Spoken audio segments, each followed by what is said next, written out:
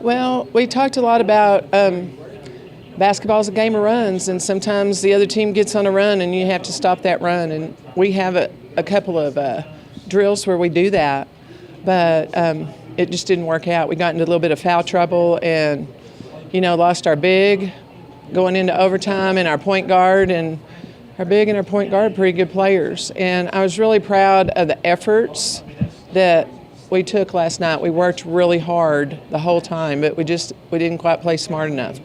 Other team outsmarted us there at the end, and we tried to execute. We got a great look at the very end to put it into the next overtime, but we just missed that shot. I was really proud of my girls, though, because I felt like they played hard from the beginning to the end. The shot selection and the decisions that some of our kids made, we're definitely going to go in and work on those things today.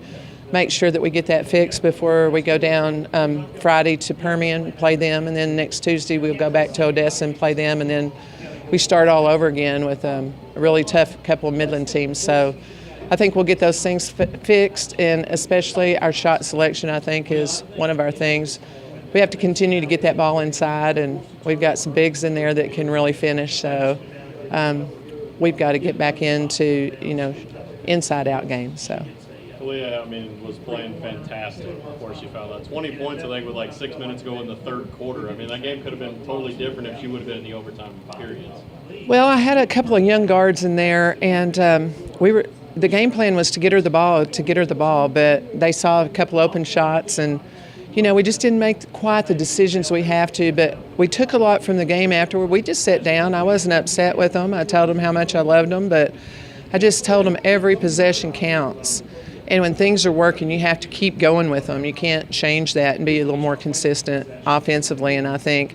And we had some defensive miscommunication there. Number 12, she did a great job on us, and she ended up having 25 points, and she generally doesn't have that many. So we had a defensive problem too. So we're going to get those things fixed before we play them next time, and I think the outcome will be different. I'm curious, last night it was a pretty intense atmosphere, and I don't know how many of your players have been like that, but for all the folks who were there from Frenship and from Tascosa, it was loud and nuts, especially in that second overtime. But do you feel like they can handle that kind of pressure?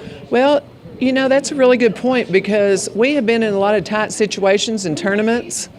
But you're right, we did not have the fan support that we've had. We didn't have very many home games this year, and our other games are pretty far away, so that was different for our young kids, yes.